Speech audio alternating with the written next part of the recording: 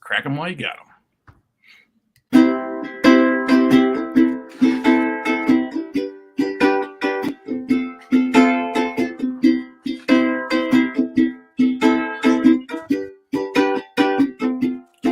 Well, we had talked about it and carried on for 200 episodes. Well, we had talked about it and brought back magic for at least this one episode. Big me to talk about it. I know we'll get through if we can get around it. I know that is true. Well, we'll talk about it. We'll carry on right up to the last.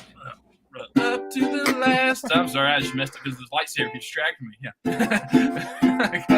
because it's you. You're the Rambo. That's not a lifesaver. You're the Rambo cast. I gotta say, of all 200, that's your best one yet. I was gonna say you nailed it, or should I say crucified it? Yeah, crucified that one. Yeah. Trying to make a Lent joke. Well, yeah, Chris, leavening it up. Yeah. You know, it's funny. I heard that sound. I go, "What the hell's in my house?" So, are we going to start with the Star Wars talk, or lose any listener? Yeah, right. Just kill it right in the beginning. Whoa, yeah. you got two. He's got one for his daughter. Yeah. Right. Yeah. Right. Make that background a T-shirt. So, Chris, I don't have control of that. Yes. So, you can switch out the crystals in those. Yes. And if you didn't buy them, all you have to do is get you an art. Do you know this? You know the thing? Okay. Yeah. Yeah. Okay. We did buy a couple extra just because. So, hey everybody, what should probably not go into a cold open about lightsaber. Right. But hello. You I just got back from Disney last week. Yeah. You were Disney. Never mind. Yeah. Disney doing that Disney thing. Did you have a good time? I had so much fun. So yeah, we. What about the kids? They have also. Did you buy the holocrons as well? No, I did not. You should have. Like $40 or $50. I was like, no. Yeah. Well, you put the crystal in them and they talk. Yeah, I know, but like, still, I'm like, dude, he was already in for 5. Dude, the amount of money I fucking spent last week. Disney can go fuck itself after that week. They don't have to go fuck themselves. They just fucked you. Yeah, they did. That's true. I did think the ghost was in the house. I said, looked around. Really? What? Sure, he said. When he turned on his lightsaber, I went. I heard the. It was an incredible experience. So yeah, last week during school vacation week for us here in Massachusetts, we went down with my wife and kids. Went down to Florida, as I mentioned before, probably 1,000 times on the show. Heard it once. It was great. I was super yet? nervous because I wasn't sure because my kids have never traveled beyond like car trips. Oh, okay. I thought you were going to say your kids have never had fun. So I was kind of. Well, that too. Yeah. Oh yeah, but my we've never traveled beyond a car trip with my kids. Well, I was a little bit nervous. You were on that no-fly list for such a long time for hitting all those people. So yeah. Well, and that shoe bomb. Yeah, exactly. Thanks for that, because I always have to take out my shoe. I know. Yeah. Thanks a lot, Chris. Go ahead. Oh wait, he's getting an incoming call. No, we just lost you completely. We can't hear you. FBI. Yeah, FBI. They've censored him. FBI is quick. Well, I think it was Disney. They're like, he's gonna say something slanderous. He's talking about Disney. Yeah. That's why they gotta cut it out. Cut that fucker off. He couldn't find all the hidden Mickeys. I actually just going while Chris is muted. I learned actually a lot about stuff I didn't even know about within Star Wars, whatever it's called in Disney World, Disneyland. You know, they've got all this other stuff. If you do on the Disney app, like you can hunt bounty hunters and all these things within. Oh. And I didn't even know that. And then Huh. you know, you go Yeah, find them, and I- like they're like holocrons, like hidden places. I did And that. then if you get all 20 of them, like then you become part of the bounty hunters guild. And then like there's people Oh. out there that will tell you like where to find all the different characters that are people in costume. And it's like, oh, this is, you know, people have really Well, gone in You know, depth. you got to be careful though. I did that once and got arrested for smacking someone who wasn't a bounty hunter, just a guest. You're thinking of a booty hunter, Jack. Booty. Booty. I'm just imagining Jack in the 80s. Hey, There. sorry. Hey, I don't know what welcome happened. back. We've been waiting. I mean, like more. We want to know more about your adventure. Yeah. Especially because Sorry. I'm going to be going. Sherry has a good point. sometime Chris is soon. giving you a new tool on what to do when people tease you. Pretend you have no audio. That's nice. It's totally awkward. That just disconnected for whatever reason. I'm not quite sure why. Like it wasn't even showing. Yeah, Matt would never say a word in the podcast. Yeah. So it was our first trip with the kids that was beyond driving. And they did a great job. They crushed it. So we stayed at a really cool hotel. It was an off Disney place. It had like a water park and stuff. We spent a ton of money on like food though, which is like brutal. Like and then It's not even good food either.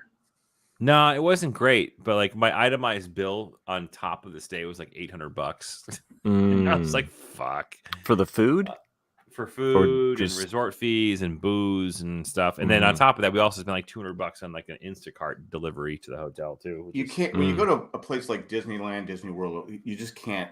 You can't look at the price because No, you can't. And I got over that pretty quickly. But now I'm just pissed about it after the fact, which, you know, whatever.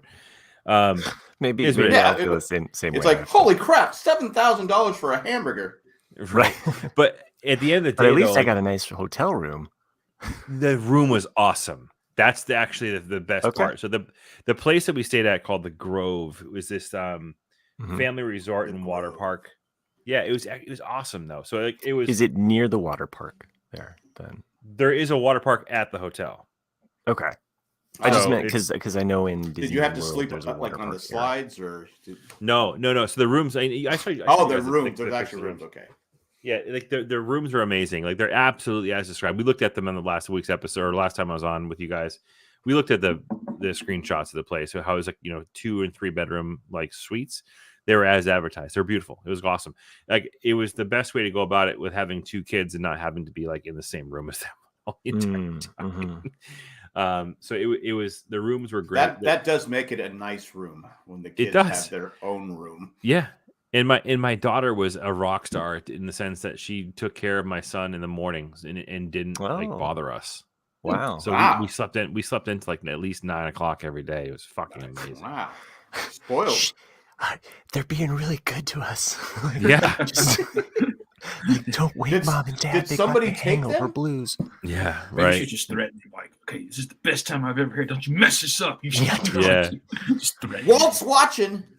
So we did that. We did that for the majority of the week, and we only did Disney one day, and we did Hollywood Studios the one night. And I'll tell you though, like I'm grateful that we did not go head first into Disney this year because with a 3-year-old, it was fucking hard. Like it was Yeah, but- hard. Like It's hit or miss. it really is. Like there was moments in which he was awesome and he was like the best like vacation ever for him. And there's moments he's just like, fuck the world. This place is god awful, and I want to go home and play and watch Jake and the Neverland Pirates. Yeah, No, but- we took Jay when he was 3. Yeah. And I kept saying he's not going to have a good time. It's going to be warm. It's going to be hot. And Yeah. he hated it. He cried the Yeah. whole time. And Yeah. it's Yeah. funny. It's the same thing he did last time we took him, but that's I don't know. But overall, it was awesome. Like in the great moments were amazing, right? When he wasn't, pissed off at being, in the 85 degrees and sunny and having to reapply sunblock every 5 minutes, he had a blast. So he got to go like on the Dumbo ride, and he went on Pirates of the Caribbean. He went on, Which is the best. oh yeah, and he went on. Carlos, don't be chicken. That's my What's favorite. the, That's our favorite part of the ride. He went on the Winnie the Pooh ride. Meanwhile, my daughter and I, we went in there and we beelined it to Thunder Mountain. We did Thunder Mountain first. We did Pirates. We did Haunted House. Haunted Mansion. We did a bunch of shit. It was call it the Haunted House. It looks like Yeah, you got it some was sun fun. too. Like you got some. Oh yeah, a little bit. Yeah, a little bit. I mean, I was pretty lubed up with sunscreen the entire time. I was scared to get burned. Pretty lubed. Okay, all right. Sunscreen. Yeah. And then Separate we went rooms. and did. Then my daughter and I went and did Hollywood Studios at night, and it was fucking awesome.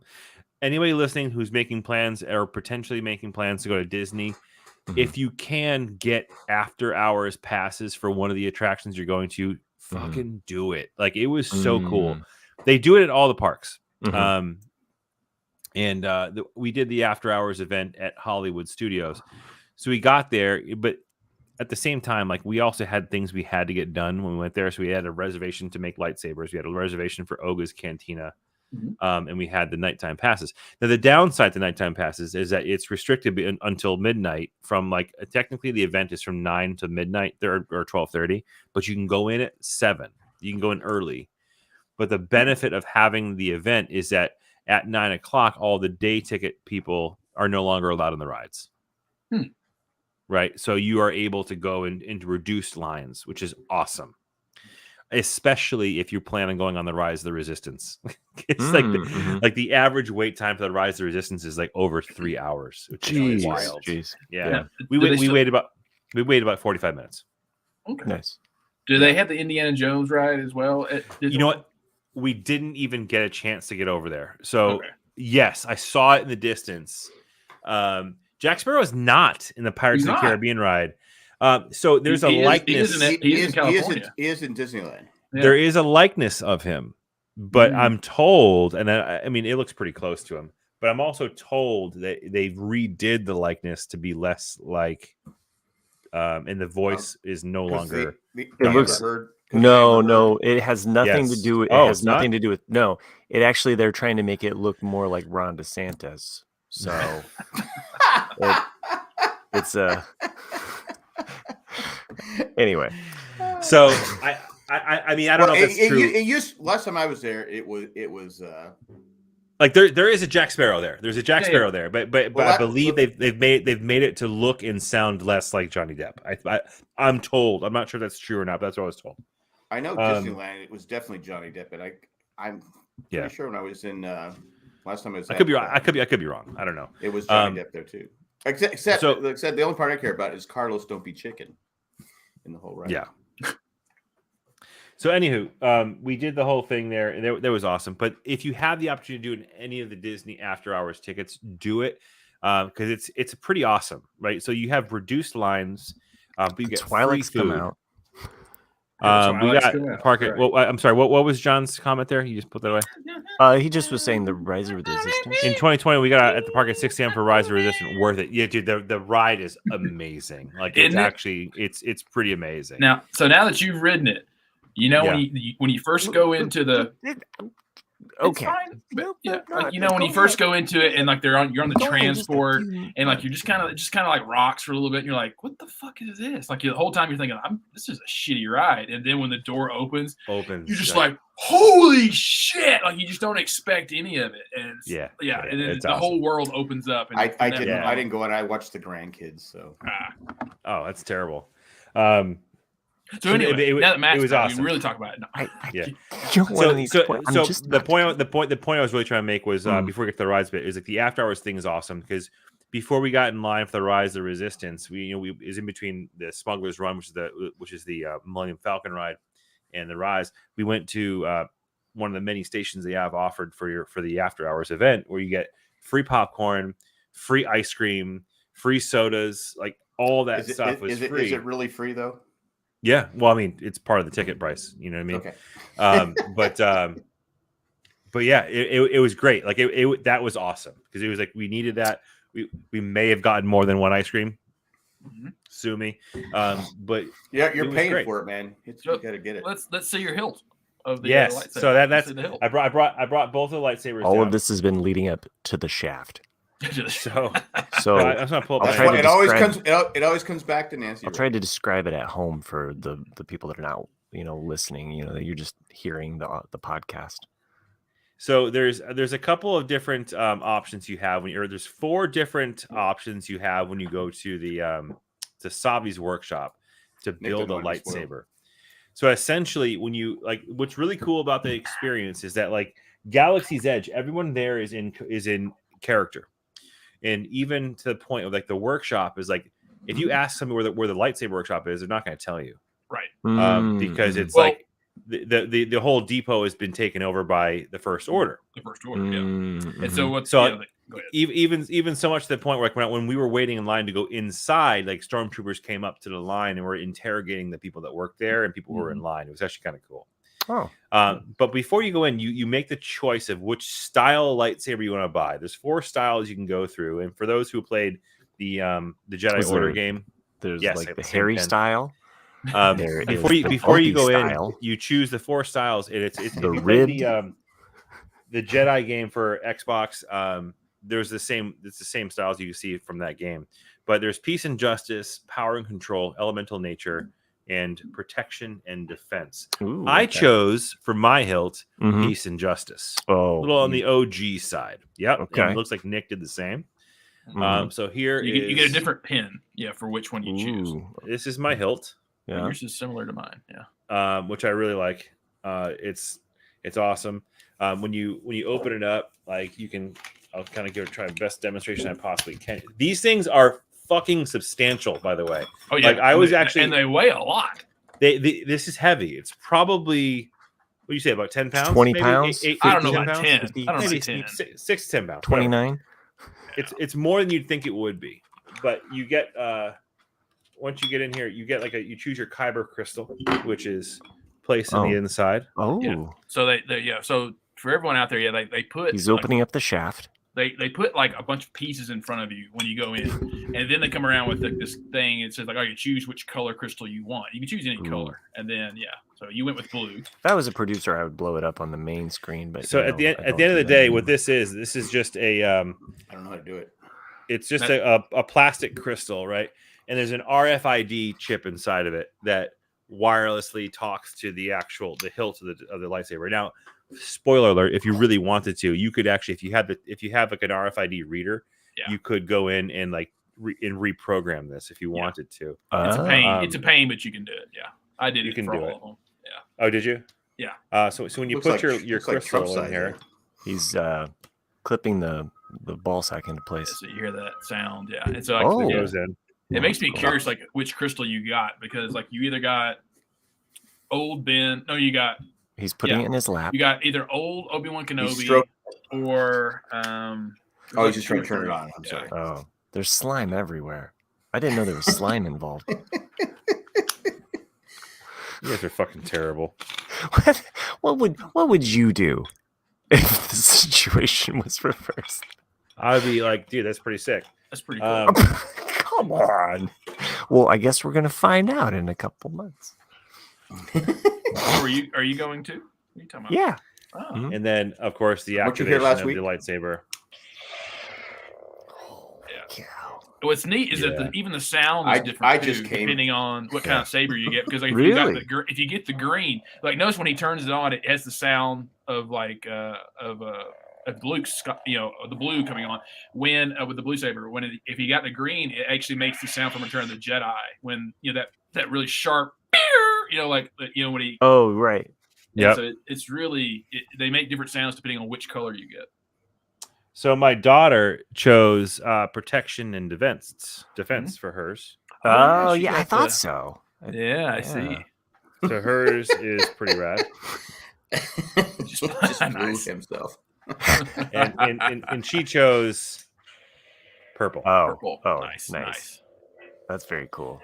We also bought extra. We bought a white crystal and a yellow for the Jedi Sentinel. You are nice. Man. But hers came out pretty awesome too. I was pretty impressed with her choice. Can I ask how much? Can I ask how much those cost? They're not cheap. So they're $205. No, $250. You got ripped off. They're now $250 or $249 each. Okay, yeah, it was like 205 or 210 when I went, because you basically the 200 for the saber, and you're giving like a little extra for the people who were, and I will say, like, I was doing a whole lot of this, like, just swipe my card, like, I don't even want to look, just like, my daughter Kim is turning 11 in 3 weeks actually, so she's 10 turning 11. But I will say this, like, I mean, yes, it's fucking expensive, right? No doubt about it, but like, there is no way I wasn't gonna go and not build a goddamn. I'm right there with you, by the way. And second of all, like you paying, like, but there people pay more for lightsabers, like, which is wild to me. I would never do it, but the experience of doing it was worth every fucking penny. So from a couple of angles, right? So number one, like, I'll show you guys some pictures. I'm not gonna do it now, but like the picture of I have a picture of my daughter just being like, oh my God, this is awesome. Like, and like looking to my left and seeing her like just like enamored in the whole process. And like the guy who was running the whole workshop where you're building it was just so brilliantly done in character. Like it was awesome. Like I felt like a kid doing it, and I got to see my kid doing it too. Well, and for me, that was absolutely fucking worth it. Chris says I would have been definitely afraid to bring them home on the plane. TSA being all careful and stuff. Yeah, dude. I mean, they give you a nice foam sling with it, and so it is good and protected. And you can buy, like, that's the one that comes with it when you buy it. Yeah, you can actually buy one that's even. You can buy a really cool one, really good one. Yeah. Oh, okay. So I had a question. Go ahead. So I need to take another like $10,000 when I go. I did not fly with mine. So you can also do this. A little pro tip is that from the place next door to us, like the Droid Depot. Okay. You can bring your lightsabers to them, and they will offer you. You can ship them home. That's what I. So, okay. That's a good idea. $35. Yeah, $35, and they drop them into a very protected box and sent them via Is UPS. it 35 a piece, or is it like no? Is there something else I can help with? Stop, Siri. So it was $35 for one box to send them back, and they insure them. So like I did this because a friend of mine who did his, like, he built a droid at the Droid Depot. Oh, okay. And he shipped his back via UPS, and they insure them. So it and his came back damaged. Oh. He called the number, and no questions asked. They literally mailed him a brand new one. Wow. So I was like, yeah, that's worth it. That's awesome. I don't have to deal with checking it. I don't have to deal with any of that bullshit. So, sir, is this a weapon? And you're yes, like, right? Hell yeah! Well, I mean, you have to imagine the Orlando TSA probably sees 1,000 lightsabers a day, right? Right. And if they're not that, they're the other kind. Right. Something's humming in here. That's my story, man. It was awesome. My question, highly recommend it. My question to you is your wife into Star Wars? No, not even a little bit. So what does she think about the price of everything and all that? I told her. I said I set the expectation before we went. I'm like, I am gonna she's go. She's probably like how shit. your daughter was smiling and stuff like that. But I was just wondering if she's just like what a waste of. Well, she didn't even go. So that was part of the whole thing. Like, for the after hours, it was just my daughter and I. We went together, and it was kind of like. Did you rent a car or just? No, we took an Uber from the hotel. Okay. But it was awesome. Like it was a highlight of the trip for my daughter, because it was like her time to be kind of like without her brother and all that stuff, and like that makes it kind of special too, like to have those moments. Because so we then went on the Slinky Dog ride, which is like the roller coaster from Toy Story Land. And then we did at midnight. We got on the Tower of Terror, which is kind of cool. So we did Tower of Terror at the strike of midnight, which is pretty rad. Scared the fucking shit out of my daughter, but it was awesome. What's the theme now? Is it still the Twilight Zone, or did they?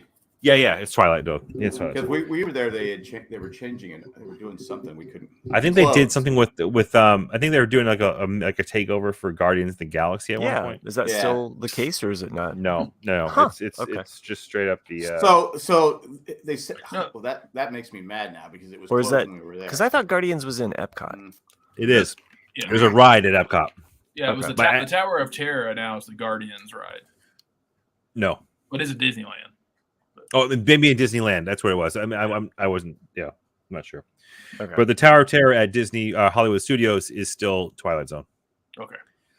Oh, she's at the Tower of Terror. So yeah, so my daughter is actually super scared of loud noises, and she actually is deathly afraid of fireworks. I think I may have mentioned that before on the show before. Mm-hmm. So as we're walking from the Slinky Dog roller coaster to Tower of Terror, probably around 10 minutes of midnight, 5 of midnight. Anyone who's familiar with like Hollywood Studios, you have to walk by this like this place where they do like live shows and they do live fireworks. I didn't know. And we literally walked by the building where they shot the fucking fireworks off. Oh, and it was one of those things where like I saw it go.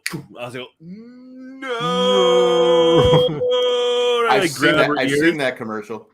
Yeah, you like did a tuck and roll, you know, poor, like protected her. Poor kid lost it though. I mean, she loses it to the point where she like gets curls up in a ball and like had to crouch on the ground. Like I felt terrible. So I was like, and then you went on Tower of Terror. Yeah. She was all about it though. Like that was like her dad big of the thing year right here. She was like, it was like the big thing she wanted to do. And we're sitting there in line. She's like, I think I made a bad choice, Dad. I go, yeah, you probably did, but it's too late now, kid. We're in it. So she went on it, and she fucking hated it. It scared the piss out of her. It's fun until the drop, right? Hey, I love. It's actually kind of scary for her. I love your attitude, Chris. Yeah. I mean, I wouldn't have liked it if you were my dad, but I love your attitude. Well, yeah, you probably made a bad choice, but yeah, she's like, I made a bad choice. I'm like, yeah, you might have. And then can't get out of line now. But she enjoyed it. Overall, she had a blast. And then we got back to the hotel that night at like 1:00 in the morning, and we got in the elevator. I'm like, you want to press the button, kid? Oh man! Wait for the drop. She thought it was funny. But then we had to get up at 5:00, 6 o'clock in the morning to take a flight out the next morning. That was brutal, but we made it home, and here we are. How was the airport? Was it crowded? Yeah, it was crowded. It was, typical vacationers. No, because last time we were there, it was like 2.5 hours. I'm like going, oh my god! I just want to hear about the good things from Disney. Yeah, I think I've decided after this. I think after this trip, I've decided that I want to get TSA pre-check. I think I'm going to. You still aren't? Wow. Hey, yeah, I had TSA pre-check, and it was still 2.5 hours. That's awesome. Really? Pre-check. It was packed that day. I'm like, I'm going to do that. We're flying to Chicago in June. I'm going to make sure we have that before we go. Did you get any other cool knickknacks, little things? No, not really, man. I knew what I was getting into. It was like I gotta like not spend a whole ton of money on shit because. You went in for something specific too. You're like, okay, I'm doing this. Yeah, but I mean, the thing is like, I don't have kids. So like when I went, I was like, hey, that's probably the last time I go. So like every Star Wars thing I could buy, I did. I happened to buy a chance cube. Dude.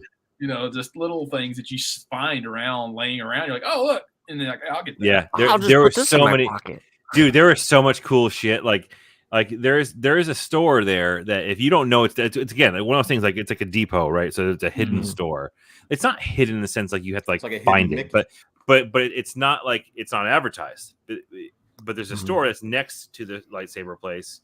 That's like the Jedi outpost, and they sell. Right. That's where you can buy. You can buy the holocrons. You can buy the crystals. You can actually buy lightsaber hilts, and you can buy Jedi robes and shit. And I was like, Jesus Christ, I kind of want Obi-Wan's robe right now.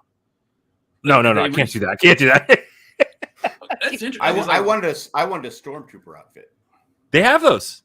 I know. I was there. I said I could get this walk through Comic-Con. Be a dick. I just want the slave girl outfit for my wife. Talk to Tim. Yeah.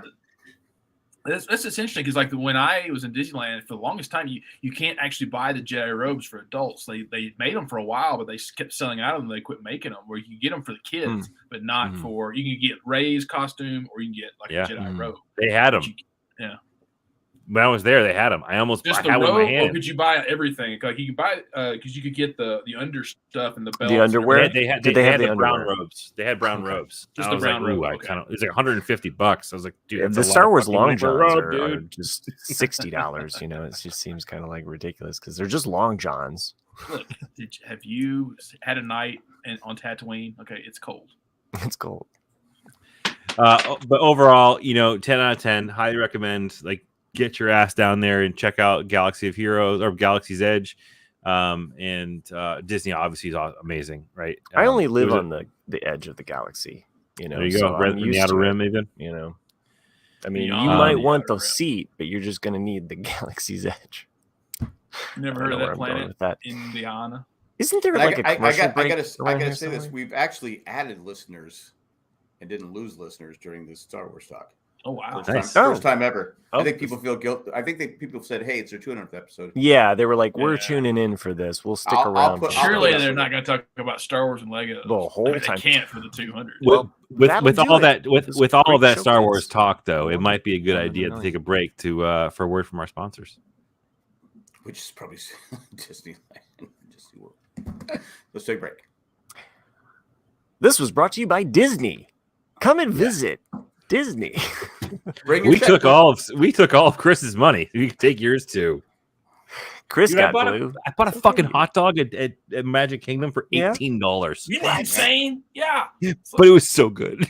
So even the cafeteria in the Star Wars area, like they only have like 4 things you can order. It's like a really shitty piece of chicken, or like a hot dog, or it's like a slice of Velveeta cheese. I think Chris said it. I don't look at the price. I just kind of just go, all right, just give it to me. Okay, sign the receipt and move on because I don't want to know. You did do you did do the Millennium Falcon ride too, didn't you? Yeah, we did. I left that part out a little bit, but so much fun. What position were you? We had a commercial break. I was the engineer. The engineer, okay. Yeah, my daughter really wanted to be the pilot, as did I. Unfortunately, we did not get that. Chris Dorn says, "I missed the meal. The meal plans were the best. It's weird. You pay for everything up front." So I was the pilot, but I don't think they've had the meal plans since COVID. I'm confused. They're bringing them back. They are bringing them back. I guess you got an email about that the other day. They're bringing the meal plans back. Yeah, because the first time we went, they had the meal plan, and we got everyone. This is your meal plan. You can get whatever. Meal plan for what? What am I missing food here? Well, you prepay for your food, so it's loaded onto your little bracelet thing. You pop it on the thing, and you get your food. Okay. And when we took everybody, we said, okay, this is your meals. You can do if you want to do something else. Right. You can, but we did. They had this. I forget this place. It was a lot of fun, but the food sucked. It was like in the wilderness area, and it's the thing. Like if you asked for ketchup, everybody came from all the tables would have to bring you ketchup, and they'd put it all on your table, and you were stuck with it until someone else asked for ketchup. That's funny. It was one of these things. You get a drink. It's just one of those things where when you walk in and you don't know what's going to happen, you don't know stuff. It's like, what the fuck? Why is everyone bringing me ketchup? That's funny. Finally, someone asked for ketchup. So we got 25 ketchup bottles on our that's funny. That's table, cool. and then it was just all. And finally, someone goes, finally, here's the ketchup. But the food, it was expensive. The drinks were like huge drinks, but everything tasted like shit. But it was Disney, and we had fun. So I got the Chicago dog, and it was like the foot-long Chicago dog, and it was awesome. Like, it was so good. I was like, I can't believe I just paid $18 for a hot dog. I'm like, bro, I'm eating the whole fucking thing. Better. It was so good. Exactly. Chris Dorn points out the best places were the 50 Primetime Cafe. Yeah, those are, but they will treat you like. If they have you have to have manners, and I got in trouble for telling on someone in my party. No one likes to snitch, Jack. And so Mama comes out and she goes, "All right, we don't like tattletales." I was just telling. So I got in trouble. Huh? I literally got in trouble at the 50s. In the 50s, Primetime Cafe is like misogyny and racism run rampant as well. Is that what you're in for? I get. Don't do that. I could say something, but I'm not going to say anything because I don't want to get canceled. But no, it was. They have great. It's the 50s. I'm just expecting, If they have great meat, the meatloaf there is outstanding with the mashed potatoes.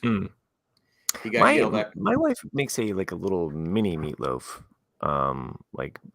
entree for us, and it's kind of nice because it's just like your own little mini meatloaf, and then she makes her own special like ketchup that goes on top. Nice. It's like a homemade, Ketchup! like paste. My so Chris Jordan just texted or put in the chat there. He said he got yelled at for using his walkie-talkie, most likely in the 50s diner. Sounds like Emma got yelled at because she turned on her lightsaber in the cantina.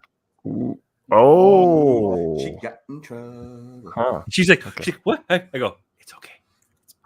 They're in character. She's like, oh, it was awesome though. I if I had my druthers and if I thought about it, I'd be like, this is Jedi business. It's okay. I should have said that. I fucking should have done it, but I thought about it. I was on the plane. Your moment once in a lifetime. I had my moment. I was on the plane ride home. I'm like, man, I should have pretended it was a Jedi. We could have gotten away with it. You blew it, Dad. You blew it. Yeah, I did. If you go to the 50s, also don't talk on your cell phone. Okay, these are good things to know. Yeah, because you don't want to get yelled at for. I mean, it's probably the best food at the park, I would say. I like how Kim's like, the ketchup place is so passive aggressive. Yeah, it is kind of passive aggressive. What would happen if you want? Could you ask for a tab or a Pepsi free in the 50s cafe? No. I guess you could, but you got to be careful because you could get in trouble. That's a different property altogether. I missed that comment from Sherry. She says get global entry. That's another option alongside TSA pre-check, right? So you want to get. I mean, it depends. Like, how much international travel are you going to do? Because global entries, I have global entries, totally worth it if you have to fly. Because like you skip customs if you have global entry. Oh, that's pretty awesome. That's why it's awesome. Because you can also pack a weapon, which is really cool. See, that's when we were. No, but you can pack like liquids. Oh, really? Yeah. Depending. Yeah. With pre-check, I think, or clear. Or I don't know, one of the two. Yeah. And John says, and then there's Splash Mountain. Actually, no, there's not. So Splash Mountain shut down. They're calling it now the Princess and the Frog Ride. It's Tiana's restaurant or wherever it is. It's going to be a Princess and the Frog themed. I remember hearing about that. I would think Moana would make sense because you could go on a wave. They're redoing the whole fucking thing, so I don't know what's happening here. And actually, like the Sunday, like 3 days prior to us going to Hollywood Studios, they actually shut down the Rock and Roll roller coaster, which is the best. I remember you saying that wasn't going to be open when you were there. When is this cancel culture going to stop? When people stop raping 15-year-old girls is when they're going to stop it. Really. There you go. Is that why they're changing from Aerosmith? I mean, they're not saying that, but the news came out that Steven Tyler statutory raped a woman back in the 60s or 70s or 80s, and then minutes after that news broke, and yet Mick Jagger decided to shut down the ride. Just walks free. Sorry. Led Zeppelin. I mean, there's so many. That's what "Dirty Laundry" by Kick 'Em When You're Up, Don Henley. Don Henley. That's what that song's about. I mean, that's like they accused David Bowie of the same thing. I mean, it's just Jimmy Page. But when you're Disney and you have that much exposure, you don't take any chances. You cut your ties and you move on. That's true. It's unfortunate because it's a great ride. You don't really need. You could change it to any rock group. I mean, would you take? I guess you take a chance with any rock group. Take a chance. God, can you imagine an ABBA ride? Yeah. Well, Cindy hates. I found out Cindy hates ABBA, but really, Cindy hates ABBA. Huh. I found this out when I think we were still doing. I mean, I feel like that's like the original Ramblecast. I mean, that would have been like your former country of origin. You used to claim Sweden, right? Yeah, there's Swedish. He's from Switzerland. Oh, sorry. Just you knew us. You think all? I would like to go. You think all S countries are alike? Way to go, Matt. We should do a world tour. We should do. Can we like pay somebody all of our Patreon money and have someone create an amazing race, and it should be 2v2? Me and Nick. I know you guys have this love, but don't count Jack and I out. Okay, they don't get global entry. It'll be a great experience. It's gonna be awesome. Because I don't play fair, so you would lose. And I'm crafty as fuck. Plus, I've watched it. I've watched The Amazing Race. I podcast on The Amazing Race. You're not gonna beat me. For the most of, I've never even seen it. You think Jack and I are divided, but united, we stand. No, I just think that the powers combined of Nick and me are fucking unstoppable. On the second day, you guys would be the couple that is always fighting. Yes. No, we would never fight. We might fight others, but we would never fight. If we did fight each other, it'd be comedic television gold. It would be. I'd be like, no, because you guys are both fucking diabetes, boy. You guys would be arguing left and right about directions and stuff. It'd be terrible. I put fun in your mouth while you're sleeping, you piece of shit. Did you just say we'd be fighting about erections? Directions. Oh, directions. Like what? Whatever you guys fight about, that's on your guys' time. Okay. I change his insulin with Viagra. Now that we're not even doing it. It's funny. Like this is a good show. Someone should pick this idea up. I think it would be awesome. Yeah. Why did Nick die? Or someone finance it for us. Switch make it happen. He's dead, but he's stiff both ways. He's dead and he's did not say that.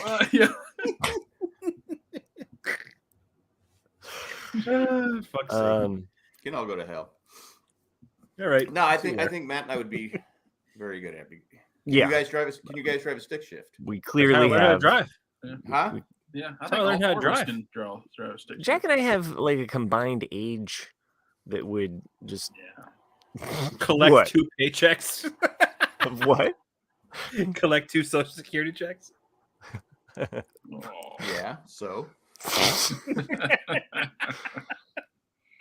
We're solid. All right, Chris and Nick. Anyone afraid of heights?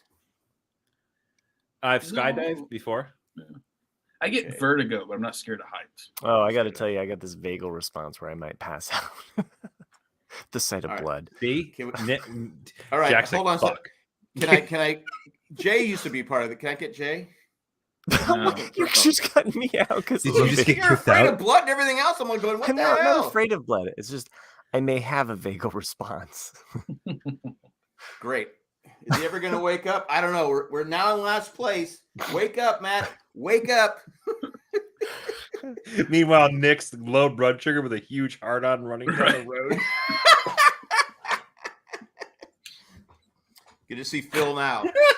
Bring it in, guys. Bring it in. Whoa. Someone's excited. And it depends. And depending on what country we're in, me running around with a hard on could be a good thing or a very scary thing. You don't know.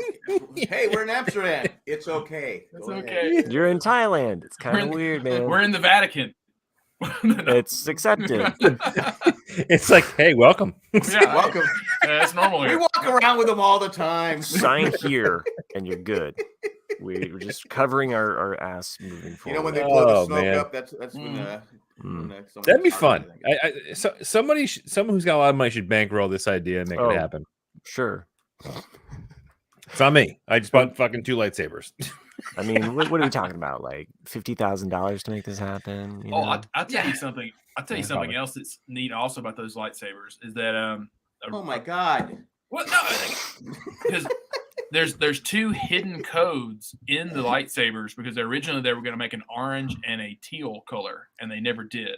But you can still change the code to those if you have. You know how we'd win, Matt. I'd just throw some Star Wars information. Well, yeah. No. We gotta read it. Yeah. I think this is a clue. You realize Matt is also a huge Star Wars fan, right? Yeah, but I would tell him, all right, Matt, this is fake. This is fake. I'll put the Amazing Race logo on it. We would know. We'd know it was fake. Yeah. No, this is about the orange lightsaber. It's the code. Actually, Rose said she would watch that'd be the first time she watched the Amazing Race. I'd say the Amazing Race is probably better than Survivor now. Survivor has two shows I've never watched in my kitchen. This is the one thing that Chris and I are solid on. You know, it's kind of interesting because there's certain shows that we have way more things that we're solid on. See, Chris is going to get along. Chris is going to get along with everybody. This is the one thing I think Chris is not a fucking idiot for. It's pretty much what you just said to me. Like normally it's a real piece of shit, but for this one thing, we agree. My thought was back to you, Bob. my thought is that there are certain shows where, like, you and I, we've never watched Survivor, correct? Not once. Okay. Now, Nick and I, we've never watched that one show that's about the president. West Wing? What's that? Oh, West Wing? West Wing. Yeah. Right? Mm-hmm. Nick and I have never watched West Wing. Watched West Wing. Right? And then Jack and I, we've never, I don't know, we've probably watched all the same shit. I don't know. You've never done your fourth rewatch. You two have never watched The West Wing. The West Wing's a must. It really is. I'm just pointing out the Venn diagram of all of the different things that we do watch or we don't watch, you know. So you still have not justified the comment you made about me. I was not. It was a good redirection, but you didn't. This is the one comment. thing that I will give you. This is the one thing. See, in the Amazing Race, not you an can't be asshole sensitive, and Chris is too sensitive. Sorry. Yeah. Is he really? No. I don't give a shit. Knowing what he put his daughter through, I think no, dude, no, hold on. Now, hold on. For the record, that was all her. No, I know. She it's wanted funny nothing how you more than described, that. like, the fireworks situation, and then you're like okay. taking her to the. Oh, the fire! I felt awful about the fireworks thing. Yeah. But it is what it is. It happened. Passed. We're good. Bro, you can have West Wing. I'm not saying, you know, maybe one day I'll watch West Wing. You know, Rose says the West Wing is their Star Wars. She, I think she was. Didn't she? I know you listened to the podcast, the West Wing podcast. I think she has a West Wing lightsaber too. Nice. She was for peace and justice. Peace and justice. Because Bartlett is a president we all want. Ah, fucking hell, yeah. Anyway, so awesome. Even if you don't agree with his politics. I mean, sure, he got caught in a couple lies, and sure, he killed somebody he probably shouldn't have killed. All right. Oh, you got a lapel It's pin? a label pen. Nice. Lapel. Lapel. Oh, thank you. There you go. From what's the podcast name? Lapel. The West Wing podcast, or whatever it is. Yeah. With Josh. Josh Molina. Josh Molina and Josh. Josh Molina got mad at me on Twitter. Oh, really? Yeah, he was. They brought back Battle of the Network Stars, and he was he ran funny, and I said, I jokingly said, I could watch you run all the time because it was funny, and he got mad. So no, I said, I was just joking. Jeez, lighten up, princess. Jeez, Francis. My name. That's the thing. I've never understood that. Like, you know, because I think especially Chris and I. You know, if we find that soft spot, we're just going to keep pushing on it until you either break or you just get over it. And so if you run funny or if you're bald or something, you know, sure. we're just going to keep making fun of you until Dude, it's like, fuck you. It has been 4 years since I didn't hit that man at the fucking Patriots game. So what the fuck are you guys talking about? Right. What do you mean you did? You hit him, right? No. That's the way I remember it. I'm telling the story. He goes, so I'm eating my hot dog, right? My fucking $18 hot dog. $18 dog. And this fucking asshole guy. I think he was a Yankees That's not how you say it. It's this fucking asshole. This fucking piece of shit. Yeah. This guy. And so I just cold cock the motherfucker. He's probably from Quincy, like a little motherfucker. Fuck him. See, he's reliving it right now. So yeah, you're pretty vivid on something you said didn't happen. Mm-hmm. Dude, I'm just doing a shitty Boston accent, naming random cities that are from around here that you may or may not be aware of. Would you say Quincy's? What? It's a Quincy. suburb of Boston. Quincy? It's the It's Quincy. I think that's often a subway mispronounced as Quincy, but it's actually Quincy. I was actually on a call for work not too long ago with a woman who lives in Boston. And I said, hey, I got a friend that lives in the Boston area. He calls himself Boston, but he really lives in Providence. And she goes, really? Where's he from? I go, Franklin. She goes, oh, fuck yeah, he's from fucking Providence. Yeah. She's not wrong. What's his name? Chris. Because if we didn't know you and you said you're from Boston, you don't sound like you're from Boston. That's the problem. No, I grew up in the western part of the state. In there's a lack of accent in that part of the world. It's very plain vanilla. Yeah. But it's interesting because there's like 3 or 4 different accents between Boston and Rhode Island, like Providence, and then to New York and Long Island. Like Providence accent is kind of like a blend of Long Island and Boston together. AKA, it's the worst. Like it's fucking terrible. But yeah, Boston has its unique Bostonian accent for sure. But yeah, remember that time Chris got canceled because he's making fun of Rhode Islanders? Did I? No. Oh, I mean, I was like going, I don't remember that. To the Rhode Island accent is so shit. It's fucking terrible. Anyone from Rhode Island in the chat? Yeah. No. Yeah, it's kind of like North. So. It's kind of like North Dakota in a way. Like how many? Aside from Chris, like how many people do you really know from Rhode Island? I don't know anybody. It doesn't really happen. Right. I think off the top of my head. Well, the problem in here it is. Like if anyone who listens to our show is from around, you're gonna get mad at me, but you're also gonna agree. The fact that it's widely known in this area that however small Rhode Island is, you can drive across it 14 times in one day. Right. But to get people to leave Rhode Island to go to Massachusetts is one of the logistically most difficult things to do because Rhode Islanders don't leave. They are used to loyal having to the soil. They're loyal to the soil and to the area, and like they refuse to leave. So as someone who I hire a lot of people from different parts of the state and such, they the people who live in Rhode Island do not want to drive 30 miles north to work in one of my stores.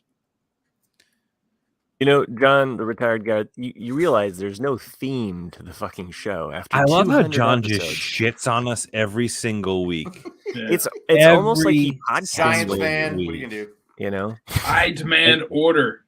He talks shit about the show, but he is consistently here. It's the one thing I can agree with John, the retired guy. Well, to be fair, he was the reason he gave us the title of the episode a few weeks ago. He tries to give the title every week. I think it's an ongoing fan contest between many of them. Between Chris and the audience. Yeah. Many, well, no, I mean just all the people in the chat and Chris. Listeners. I like to name shit. Yeah. I'm good with nameology. Hey, since Chris is here and we're almost at an hour. You want to leave? No, we got 2 emails from Randy last week that and Randy's not even here. Could be potential discussion topics. Okay. You want to save it? I was gonna, no. Earlier in the week, I was gonna suggest a versus or something like that. Oh, okay. Yeah, like champagne versus. Well, this is not champagne. This is kind of one of those things. It's like red versus white wine. Will says, John, don't forget the erection fights. Erection fights. We could do a versus those are lightsaber fights. Every one of you fuckers would watch that episode, and you fucking know it. So don't talk shit about it. That'd be amazing television. What about like all 108 people? Erections versus not erections. Your own channel. I haven't had that problem yet, Matt. I think we just do the verses as Matt and Jack as the Amazing Race, or Nick and Chris, and we see who wins. Like who would the fans like? Or it's just us. I know that is true. It's not I'm just throwing out ideas here. That's what I'm doing. That's better than why you lose. Like your ideas are shit. You'd lose the goddamn contest. I don't think so. This is my rebuttal stage. Mm-mm. This is how I do the rebuttal thing. Yeah. That was it wasn't time for the rebuttal yet. for one. So it was my Jack. It was me doing my best Jack impression. You failed. How many languages do you speak? Fluently? Yeah, fluently. 1. Okay, me too. I just was fucking with you. I can understand 3. I actually did The Amazing Race in Vegas one time. We're just a couple years away from that AI translator, right? So I understand that if a German is yelling at you, you need to go the other way. Yeah. Sure. That's all you need to know. I just give my last name and they're cool with me. Real quick, I finished White Lotus season 2. I finally finished that. So Jack, did you finish it? My slow burn. Me? Yeah. Season 2? I talked about it like 3 weeks ago. I thought you talked about it last you week. started watching it 2 weeks ago. No. I think you talked to maybe Nick about it. I popped off at some point. Is that what it was? Oh yeah, I finished it then. No, we talked about it. I accept your apology. I'm not apologizing for anything. I enjoy the show in the fact that it has these 2 different tonal seasons, and okay, what did you think? How the different characters grew and didn't grow. Bigger mysteries, I think. Like, what do you think happened between the couple? Do you think that? Oh yeah, I know Jack and I definitely talked about this. Oh, you think they totally fucked. Totally. Really? Totally. Yeah. That's why I think that's why they kept saying, why did they bring us along? Why did we don't have anything in common? It was their goal was to get to sleep with the that's what the whole thing was. That's why I don't know if it was a plan. No, it was planned because that's why she took a little walk. No, that's why she took her on the overnight trip to that place. And she said, "Oh, we're staying the night. The boys will be by themselves." So that's why the whole thing was. That's why they said it like 3 or 4 times.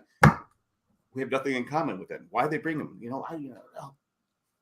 That's what it was all about. Huh? You don't think so? No. Why would she take her overnight on the thing and then they have a thing? Because I think she hates her husband. Why do I think who do you no, I think she's being honest with him as he was honest with her when he was pushed to the point, like he actually revealed what actually happened that night, right? So, and I think as a newly couple, I think he was being honest with her at that moment, and I think she hid it from him up to a point, and I think she was being honest, but I think he actually fucked over the relationship by going out and sleeping with the other. I think she's. You think they all fucked each other? Oh yeah, 100%. Yeah, because look at after they fight in the ocean. Yeah, you see him. The one guy, I can't remember his name. He was in Downton Abbey. He died. Right. Mary has sex with him and he dies. Right.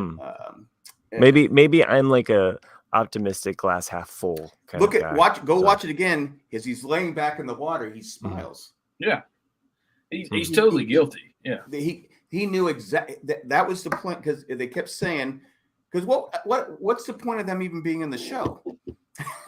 It's kind of like I mean. If they didn't, to me, it's badly written then, because it's kind of like that scene in Usual Suspects where he goes, how you catch a thief or catch a criminal is like you throw him in jail. The guy who's innocent stay up all night. The guy who's guilty will catch him sleep. And it's the same thing. It's like when he hits him in the ocean and he lays back, and then afterwards, if you're totally innocent and you really want to keep your friendship with someone, you would constantly confess to your friend, "I didn't fuck her. I did not do anything." And the fact that he doesn't tells me everything I need to know. Yeah. I did think it was a tell that the way she interacted with him after that, I felt like it was like a flip in her character, and the fact that she felt empowered to say that to him. So I felt like that was a tell on that part. But I also felt like his betrayal was the first betrayal, and was that just a whole setup with the wife? Okay, one other thing. The moment she hands her phone to show her like, her trainer or whatever, right? That she's seeing. Those kids are the trainer's kids. I don't know. Like, the picture of the kids, they're blonde haired, right, blue eyed kids, right? Like, right. And, really? and she had mentioned, Yeah. like, oh yeah, she was kind of in passing, just kind of mentioning like, oh, he's blonde haired, blue eyed, blah blah blah. She has trainer kids that I have in the city. So and you're saying her kids are the trainer's kids? Yes. Yeah, that's heavily implied in that scene. Okay. I missed that completely. I think it's really subtle, but I think it's there if you're looking at the kids and you're realizing like, oh, they don't look like. So is him. that why the husband, when one of the kids was saying something, he went because he knows they're not his. They're not kids. his. Yeah. But I mean, that's with that couple though. They're messed up. That's how they keep their relationship alive, is because they're they have role playing and doing different stuff. Power, that's why they invited him on the trip. They wanted to sleep with the other two. Yeah. Interesting.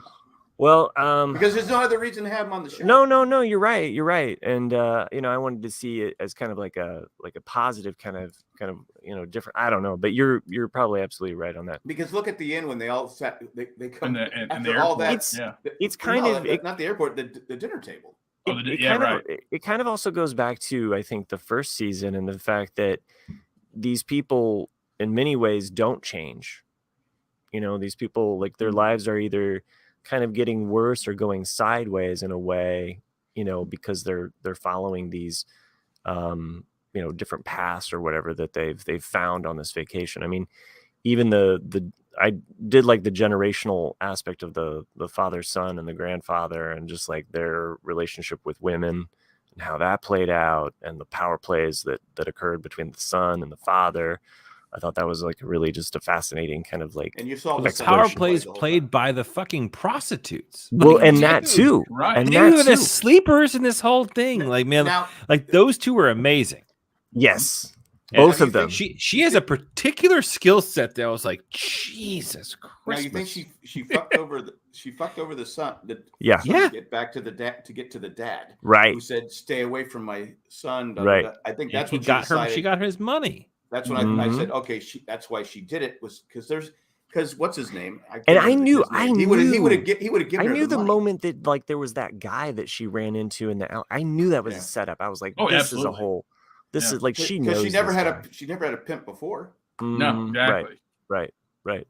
So, I will say that the one aspect that I like about their story is that they are essentially the natives of this country, right? And you have all of these tourists. There's a whole separation of wealth and wealth and poverty in that show. Colleen. Happy 300. It's 200, but appreciate it. Okay. Thank you very much. It's awesome. But okay, Wait, so how many have we done beyond? Didn't we have? Have we done more than 200? Absolutely. It's well more. We've done 200 RCADs, but we've done. You think about Ramblecast and Married Man. And right. Because it was. Remember, we started in March. I don't know 2016. I don't know how many podcasts I've done with Jack. It's been a while. Jack 201. And well, Jack and I have at least done several other podcasts as well. We're probably close to 1,000. No, probably not 1,000. Matt, you've podcasted with more people not in this show recently than with. So what do you mean? What do you mean? Are we done with White Lotus talk? I was talking about White Lotus, and I was making a really great point about race and ethnicity and the people that live in a place. But go ahead. We'll just talk about other stuff. So let's get to the other hooker, not the one Chris loves. When the singer? Yeah, the singer. When she hospitalized the other piano player. Right. When you first see it, you think, is this an accident or not? Because it could have been a simple mistake, but then you're like, as it plays out, you're like, she has to know what a Viagra looks like. Exactly, because that other bitch was obviously, Nick, you don't because you think it's insulin, but it's insulin. Yeah. My house doesn't get that big.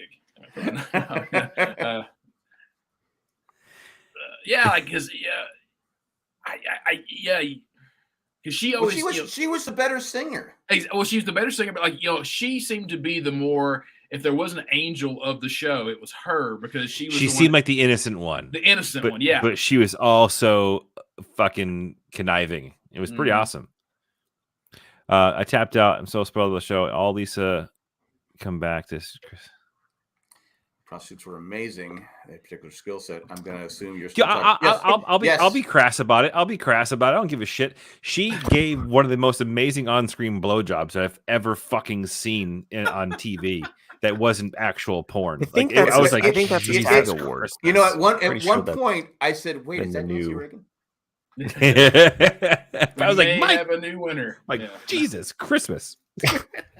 Well, you would know. You would know those black and white movies, right, Jack? I mean, exactly. You know. But after that, you're like, okay, he's going to give her any amount of money she wants. Yeah, I would too. Jack, can I have $100 million?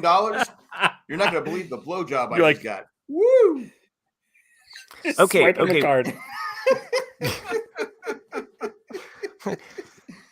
That's not a slot. Sherry, we'll do this. Sherry, we'll do this when we're talking like how about the other story, which also like encompasses the one character from season 1 who I really enjoyed, and season 1 was written with that actress in mind for that role. Dude, we haven't even fucking talked about her yet. Like of like the fucked up shit of all these stories. Like sorry, Sherry. That was crazy. $50K and she'll make you see God. Oh God. You know who she was. She kept calling her name.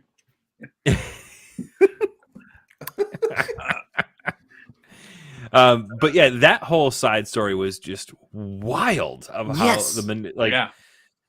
completely wild. And like even the fucking opportunistic side of her secretary, who was like the angel of that story. Assistant. Whatever. I hated her just because she screwed over the kid. You know. What's his name? Whatever. She's Albie. getting her own. Albie. I don't know. Alfie or Albie. She was on her own. It's Albie. I have no problem with like how that went down. She didn't. No, fuck that. She was supposed to hang out with him, and she's all like flirt with him at that party up top, and he was sitting there like, "Fuck, I'm here." Wait, he came to meet up with her because she invited him, and she goes up there and hangs out with fucking. I liked their story. I liked their story as it unfolded and as it ended with those two. And I would have told her to fuck off. No. Yes. I would have told her to fuck off. Yes. But I think as we know, she cost him $50,000. Yeah. When she was at her lowest legitimately point, cost him $50,000. Yeah. When she was at her lowest point, when basically no one was talking to her, he was there. He was there. He was the one that actually said, "Hey, come have breakfast with me. Hey, let's hang out. Let's be a human being." And then what did she do? She treated him like a piece of shit. She did. I disagree. But I think she realized her mistake. Obviously, yes. If she didn't do that, he would have saved $50K. Let's just say that mistakes were made on. It wasn't his. He didn't lose $50,000. What mistakes did he make? Actually, I'm curious what your thoughts are on that. The only mistake he was boring made was trusting a hooker with a heart of gold. I just didn't see a connection with them early on. I just didn't see it, and all I saw was this guy like pursuing her.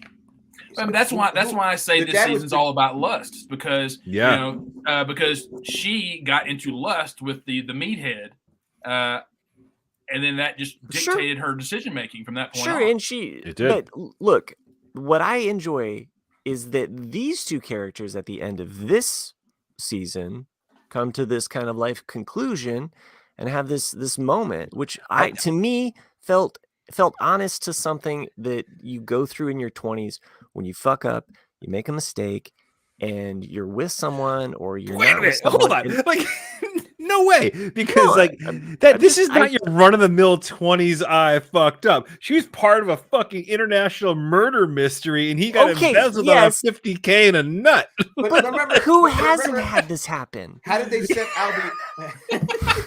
I mean... How did they set Albie up? He was the guy that he was going to get his. I mean, the only way his mom and dad were getting back together if Albie chose to help, right? He's just one of those guys. He's just him getting screwed over by the girl. He's just one of those guys. We got screwed over a lot. He just kind of like, well, that's who I am. That's who I am. And they could live happily ever after. Hopefully he'll learn from it. So hopefully he doesn't fall off a boat and hit his head. Which, by the way, was fucking hilarious. That was awesome. After all of that, okay, you got this. The fucking ADR sound effect that they did. There's somebody in a studio that took like a fucking burial urn and whacked it against the wall. Oh now, man! You think that she just should have went to the bottom of the boat and just jumped in the water and swam to the boat? I think she was way too. She, I mean, she was freaked out. But you know what? She's not a good person either. Well, I don't know. I mean, she's not a good person. She was a total dick in the first one. She set that one girl up and said, "Hey, I'm going to set you up in your own business." And then what happens? She meets Roger. None of these people are Roger Workman. Roger Workman goes, "Okay." None of these people are perfect in this show. None of them are. Well, she's far from perfect, and she treats the assistant like crap. And the whole show is based on the premise of this resort in which these people come to, and there is this weird alienation of high versus low, or high versus like the people that live there. I mean, you see it in the Hawaii, and you see it in this where, the escorts, they're just trying to make a living for this. They're making a pretty damn good living. Well, okay. They're all selfish. Yeah. Roe, anyway, they're flawed people. Roe in the comment, but everyone's on flawed. what I was talking about. So Rose says, I heard someone say that White Lotus is going to get 7 seasons. Each one could be about the 7 deadly sins. Yeah, that's been my theory for, I don't know, 3-4 weeks now, guys. Is that, that's it didn't dawn on me until I started watching season 2. But, the first season's about pride, and then the second one's about lust. And so then Chris informed me a few weeks back that, the third season's going to be in South Asia, and it's going to be more about death. And so death and I guess remorse or something. So like we're theorizing it's going to be about wrath. Does Albie come back? I doubt it, but I don't. Yeah, they probably might have one reoccurring character. Yeah. Well, it would be interesting if we see the husband now again. I want to see the prostitutes. No, well, I mean, the husband I think has to be in it. Yeah, he has to kind of because he would have inherited. He would have inherited everything. Yeah. So it almost kind of seemed likely that he might be the one that's going down to Right. So I don't know. I mean, it'll be an interesting way that they twist it. But I do think that it's odd that there's not a lot of people of color in the show. So what? It's just of all the thoughts I didn't even think about. No, I mean, it's just something that and I think it goes back to like this disparity of like this. But so I think, and I'm hoping that we see more people of color in the. Well, if it's going to be in Southeast Asia, you'll get some sure. Because if it's in Thailand, for example, I have no idea where it's going to be, but you'll get some of that. I didn't even think about that. Well, I mean, and that's what I'm trying to say about like the Hawaii, and you have the natives that live there, and you have the separation of white or just wealthy people. Well, it's rich versus middle class poor. So, and I mean, you see it play out more with the staff, and that's kind of like the other side story. Sorry that we've talked about White Lotus so much. I mean, we could. No, it's a good topic. It's worth it. I mean, the show has been good. It's been really like well done. So yeah, sure, John, the retired guy. Maybe they can. I don't know, but there should just be more diversity, I think. So unless that's what the show is trying to show us, So why people are trash, or maybe that's where they came. The wealth that comes from. Maybe that's where they came out to the resort. White Lotus. Well, I don't know. So.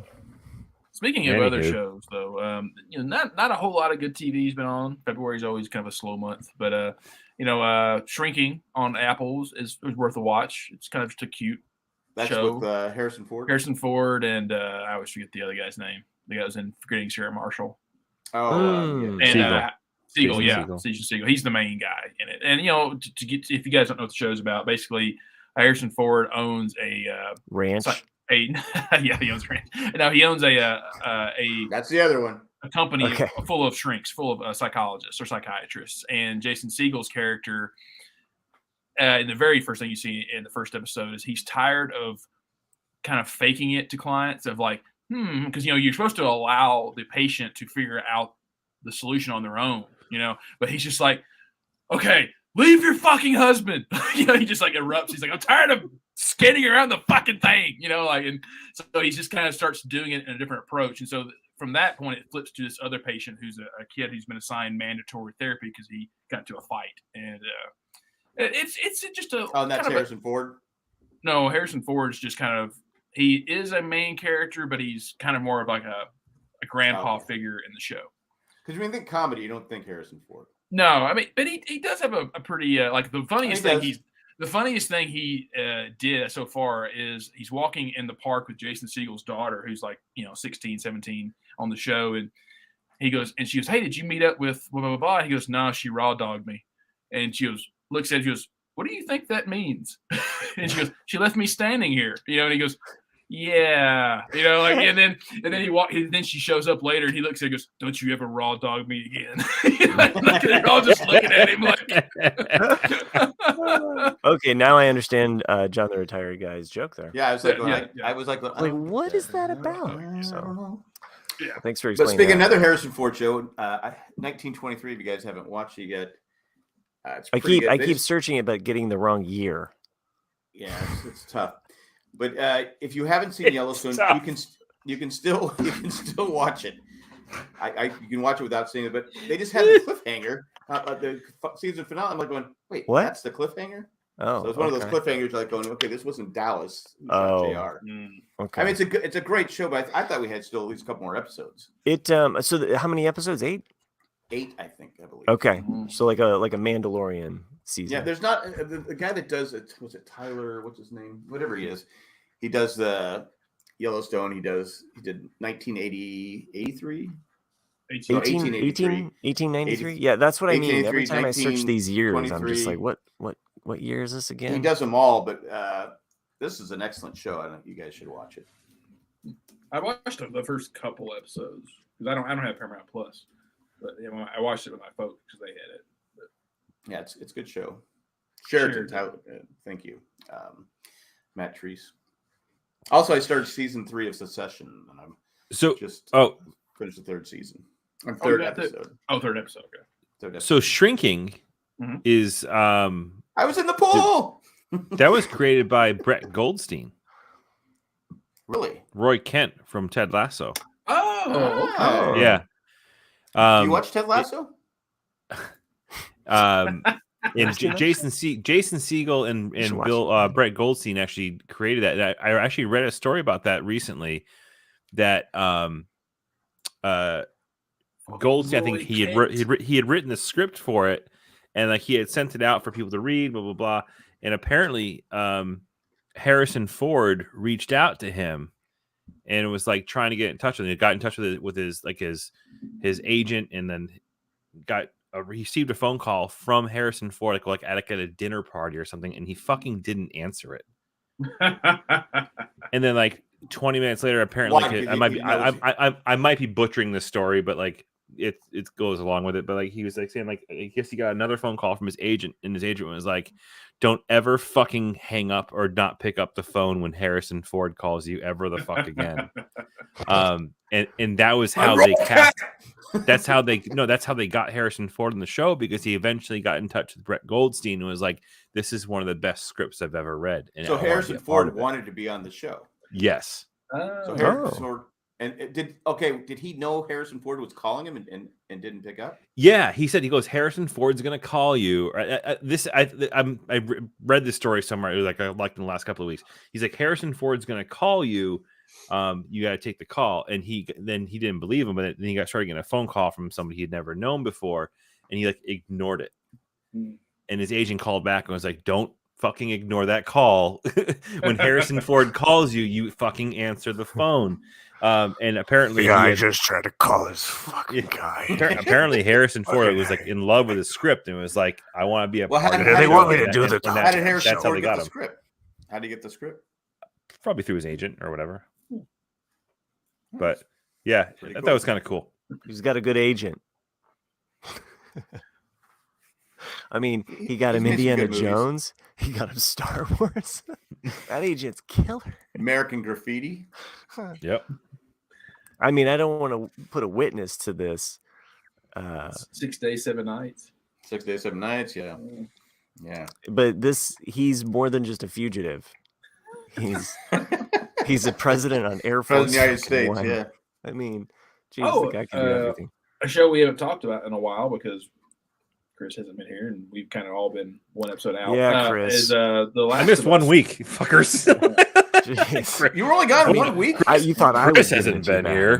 Seemed longer. His fault. Well, we haven't talked about The Last of Us in a while. I think Chris and I talked about it. I haven't watched any of it yet. And then that was Yeah, it. you guys can have your. No, The show's fucking awesome. Yeah. Like Chef's Kiss. That is a great show.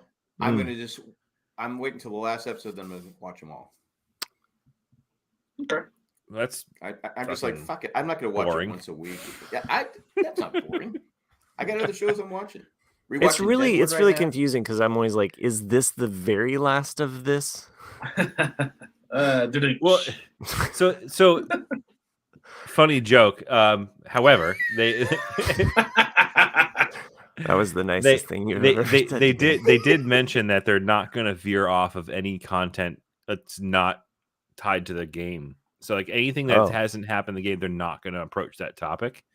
So I believe that's going to be a joke. Well, no, there wasn't a joke. I'm saying because you said funny joke. I was referencing he was saying his funny joke. Me. It was a backhand compliment / ridicule. This is one thing that we can agree on, Chris. It's solid. There's another one of those fucking things. You got to be careful, Matt. Solid like a turd. He's not afraid to punch someone with glasses on. Yeah, seriously. Would you punch a guy with a crippled hand? Yeah, I think. And glasses? Yeah. Damn. What an asshole. What if I had a cane? Oh, that's fucking bonus points. He would take the cane. I'd beat you with your own fucking cane. It's Chris. I forgot what the fuck we were talking about. We were talking about Last of Us. Last of Us. Oh, Last of Us. Yeah. The very last of Us. You were going to tell a funny joke. Yeah. Do the joke. They have no interest in extending it past what the content of the game is, apparently. So. Well, there's only 2 games right now, and they're going to do 2 seasons. I know for sure, but they're rushing through this fucker. Each of the games will actually be based on one of the 7 deadly sins. Right.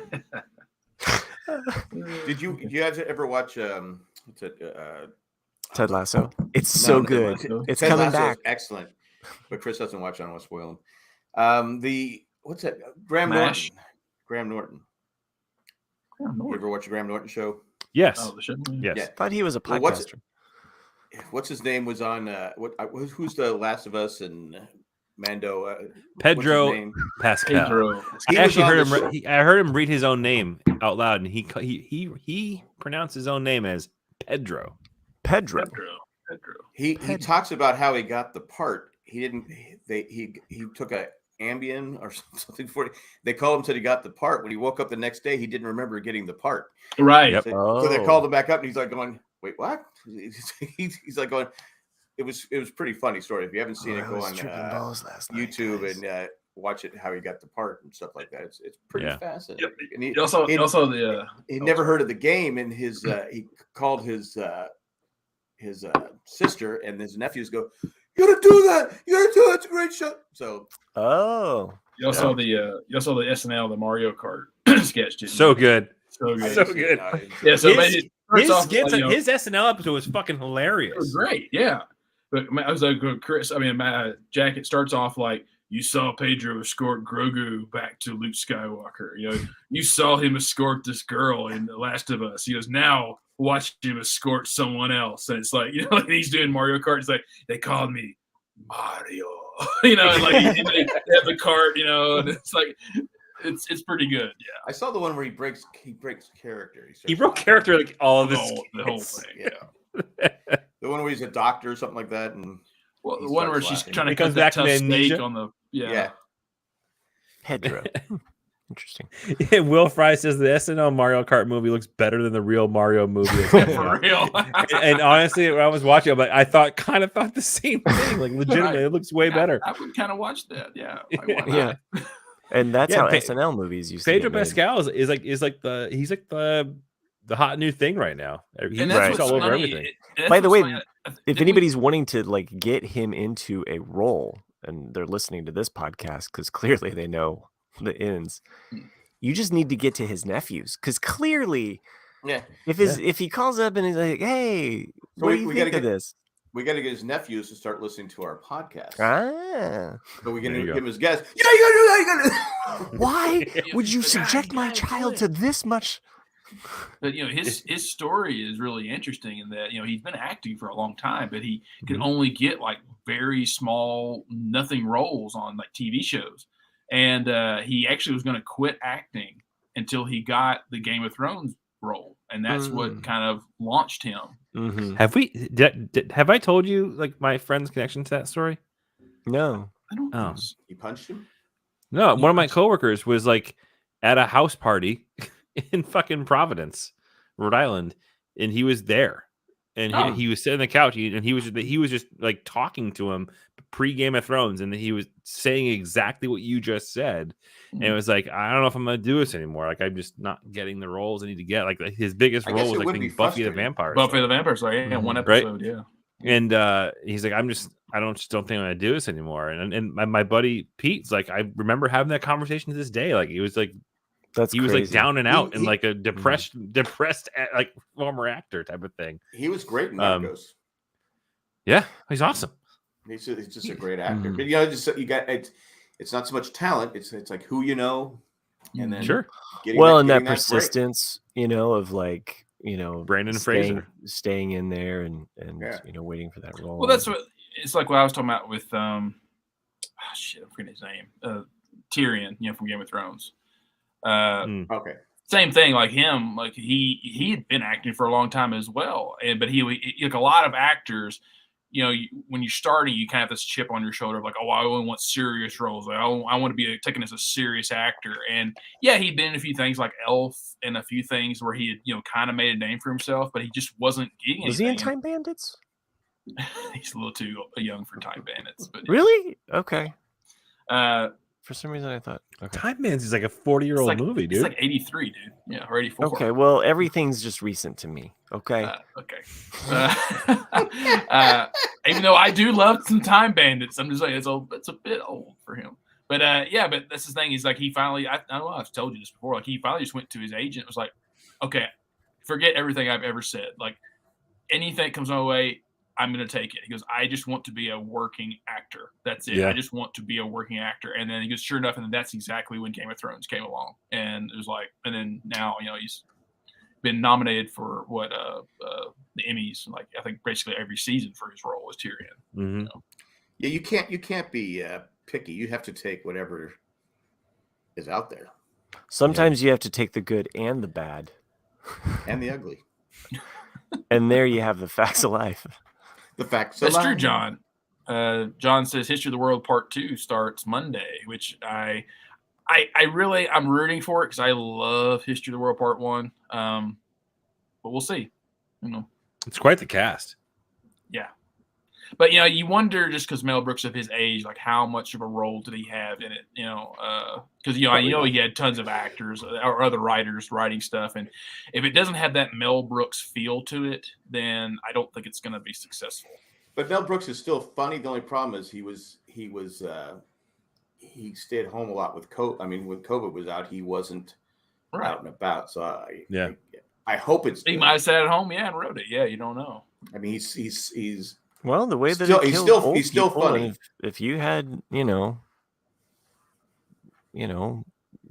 lung problems or around smoking, I mean, it's Anyway, I just want to point out the movie's going to suck. The Time Bandits came out. I did the crunch. It's a 4-part, yeah. I did the crunch. Yes, he's not in Time Bandits. Okay, so I knew that. But Time Bandits came out in 1991, and his first role. Time Bandits came out in 1984. 1984? Yes, it was a handmade productions by George Harrison that came out in the early 80s. Oh, yeah, sorry, I misread that. 81. Okay. So I'm 81, off yeah. by a decade then. Because Only 10 his years. first role was in 1991. Okay. Well, for starting acting. But yeah, many art actors start off in small roles until they get that. Yeah, because George has a song in Time Bandits. Right. Have you guys ever seen the movie The Conspirator?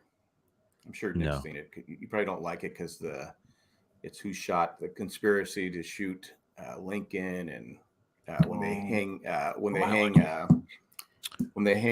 her name? What's her name? Robin Penn. She's the actress in it. Okay.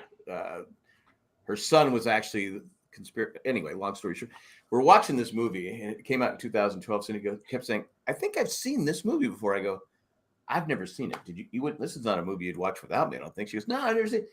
About towards the end of the movie, I go, "Oh, wait a minute, I have seen this movie." Watch this whole damn movie. If you haven't seen it though, it's a really good movie.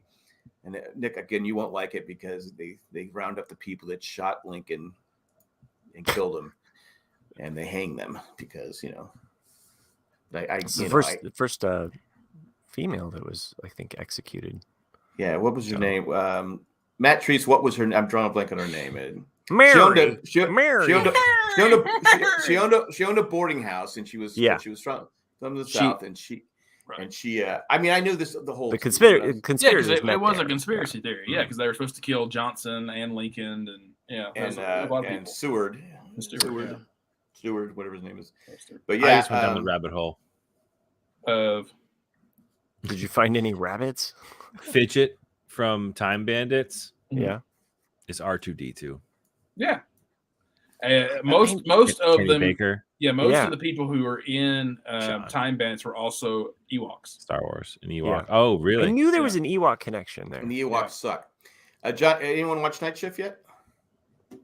No. Wait. No. I said don't get him started on Night Shift. Like, don't. Why are we going down this Night Shift? When have they gotten time to watch Night Shift? I mean, this guy it's just an hour and it's like an hour and 25-minute movie. Hour and 30 movie.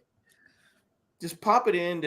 And watch I just finished watching White Lotus. We have, Jack, and I've seen it before. 7 years to watch Das Boot.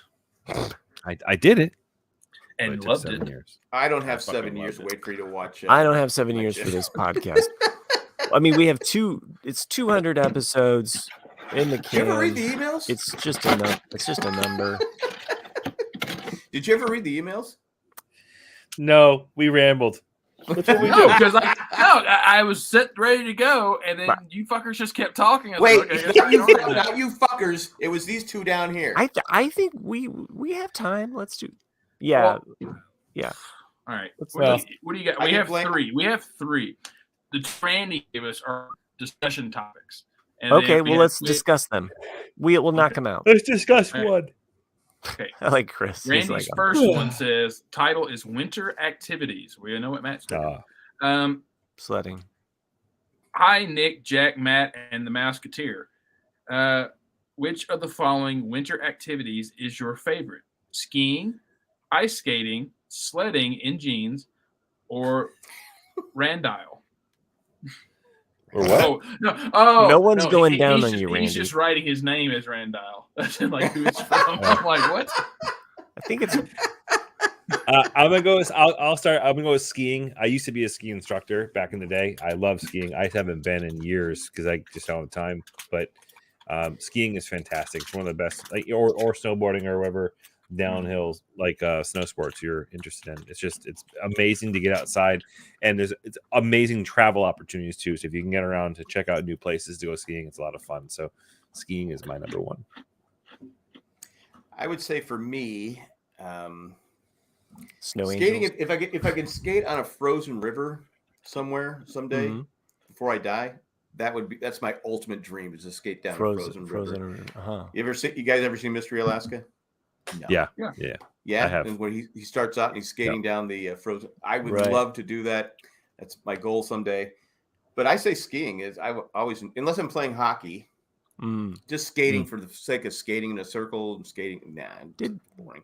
Did Randall Dial just pick all of the things that he knew we would answer with skiing, skating, and sledding? But I would choose skiing. I mean, skied like 25, 30 years. So I guess that just leaves Nick as the mystery meat here. Yeah, I don't know. Mystery meat. I as well enjoy skiing, but I'm also extremely lazy. So if I could just use they have a lift. If I could, if I have a tube. If I have just a tube and go down that way, or that's not skiing. That's not skiing. That's tubing. I know, but I'm saying like I like skiing. Skiing requires some physical exertion. You just don't want to. You just don't want to. Like if I can just sit and then just go down the hill. That's called fucking sledding. Yeah, then that's fun. He says you used to want to say you're on my team. Yeah. Thank you, Chris. Someone's listening to my good jokes here. All right. Because I don't want the sled. I don't. Okay, what's the other topic? Let's knock it out. You didn't pick.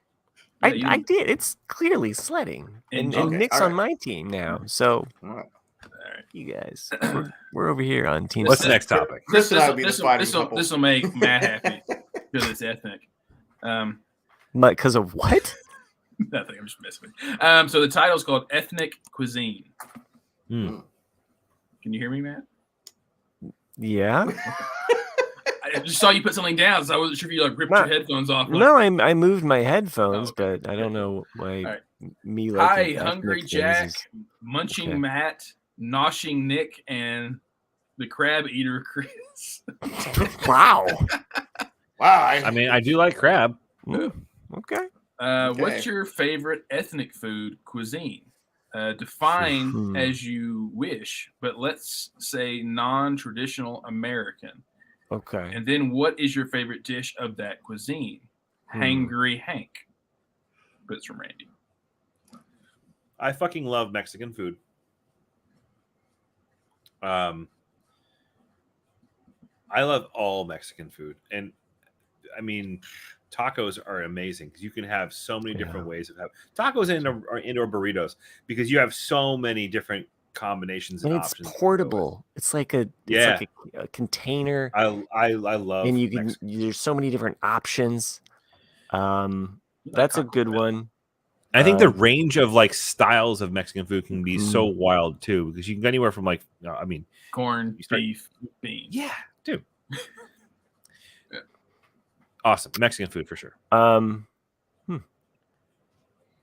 asada. Oh, I fucking love carne asada. Yeah. So good. My mom's husband makes that. Like not the fake shit, like real carne asada. No, my mom's husband barbecues it. It's so fucking good. It's one thing I really miss about being in San Diego is really good carne asada. Yeah.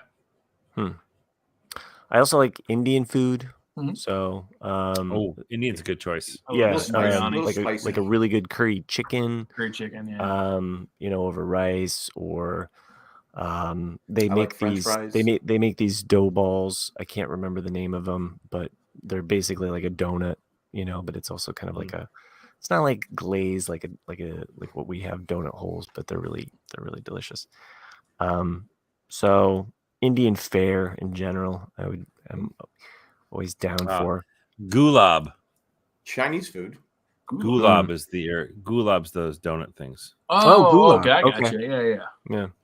Thanks for looking that up. Jack, you're going Chinese? Oh, gulab. I'm sorry, gulab. I'm going Mexican food, but Chinese food is I like a lot of Chinese food.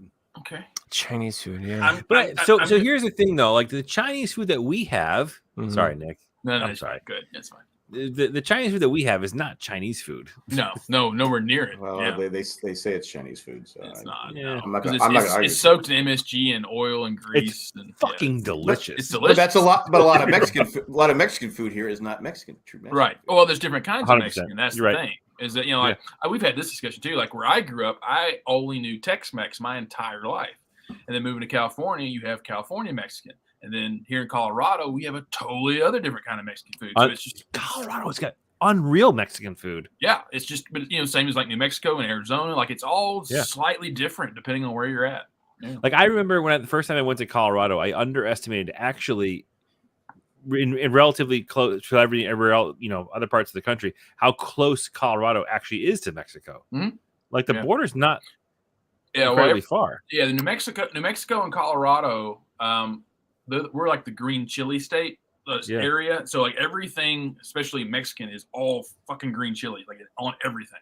And that's kind of like how they define the Mexican food here. Rock and roller coaster being rethink.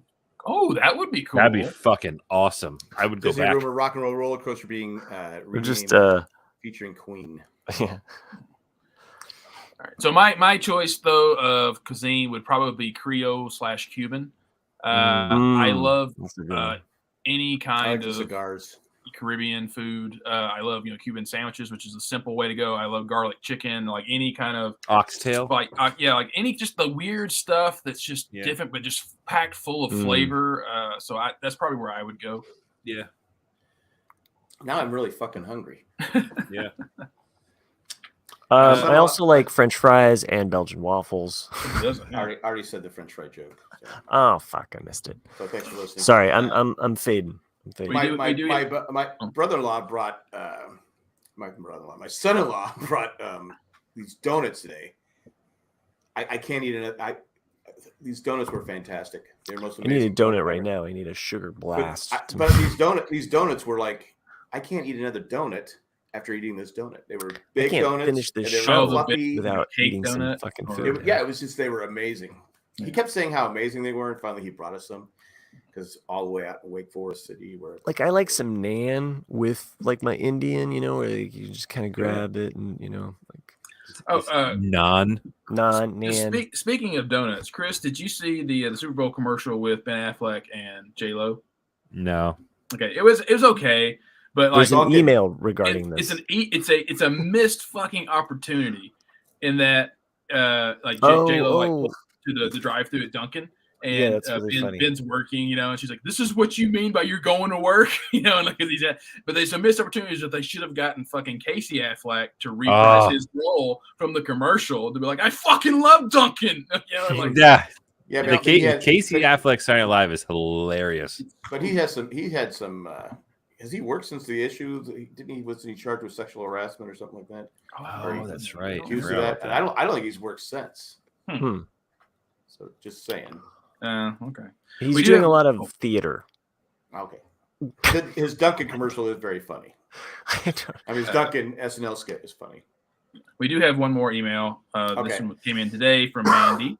Mandy! And it says, Happy 200. It's been great listening to you. Oh, we actually have... I'll get to that in a second. We have a birthday cake to blow out, too. It's been great listening to the past 200 episodes. I decided to listen to Jack, Scary, I Know, and make Ghosts our weekly family show. After binging all three episodes to get current, I can say it's a good show. The only problem, I think she means problem. The only problem I have is when Maddie, 12 years old, asks randomly, what's it called when the ghosts go from stuck to heaven? Sucked up, suck off. Yeah. Sucked off. Sucked to heaven. Yeah. What's okay. Sorry. I played that off. I don't remember, but no, she'll be listening for it on the next episode.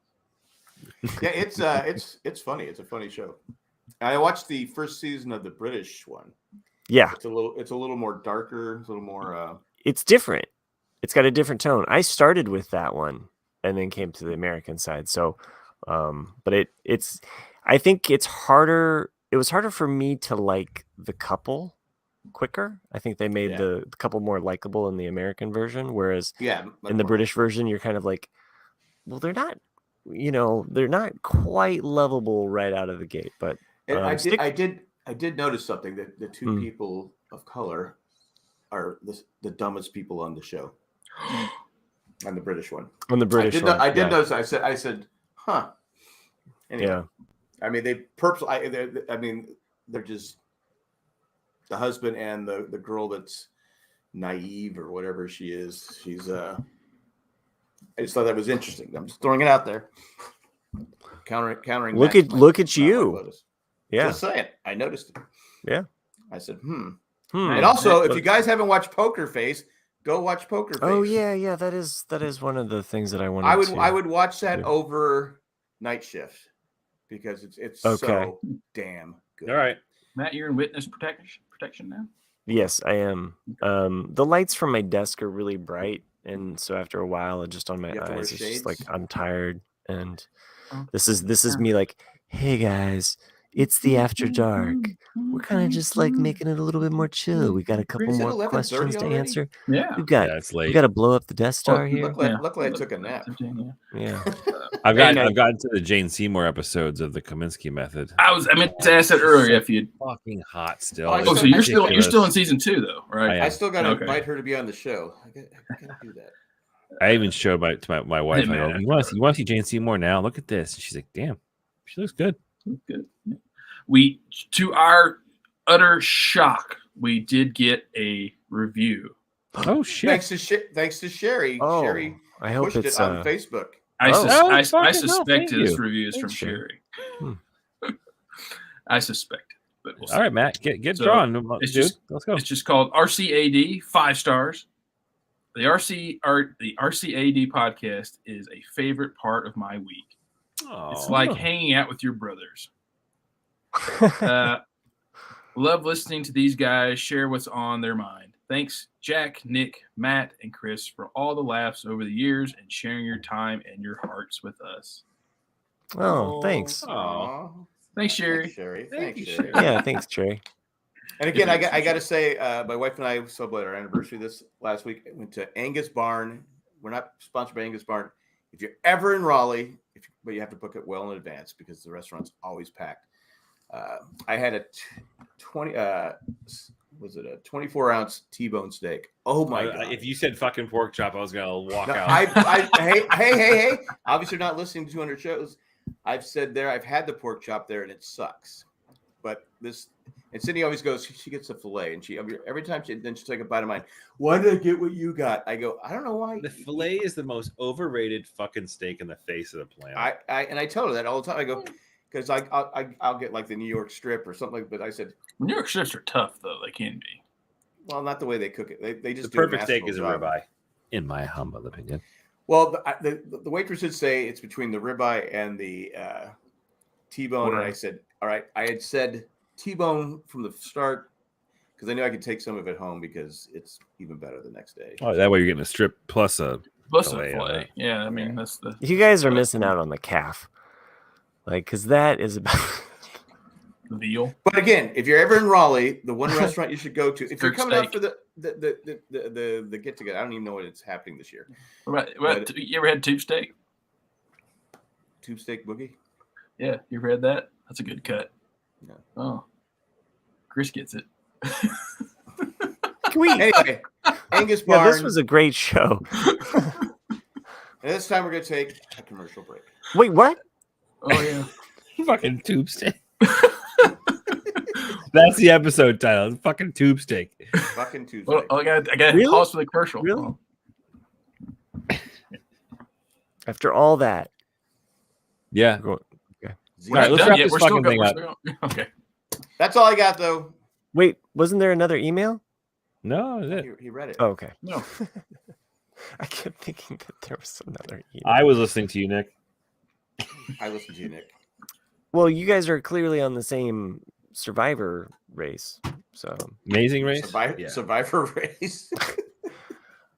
I don't want you to know my identity because I don't want to be associated with this show anymore. I will only appear in this form. See, that's what I was thinking, John. See, Matt's over here in the Witness Protectors program. I don't know why I come back to this place every time. What? Wrap it up. You were in the mob? Wrap it up. All right, guys. Thanks for joining us. Thanks for everyone in the chat that joined us. Had a great time. This is our 200th episode. Can't wait for 201. But very non-committal, Jack. I appreciate that. I don't like to put myself out there, and I don't looking forward to the next I two can't more. back up. I'm pretty sure we can do one more episode in the next. It'll be called Owen and Brew. Owen and Brews. Might as well be. I mean, Mando is back. Oh my God, is it ever?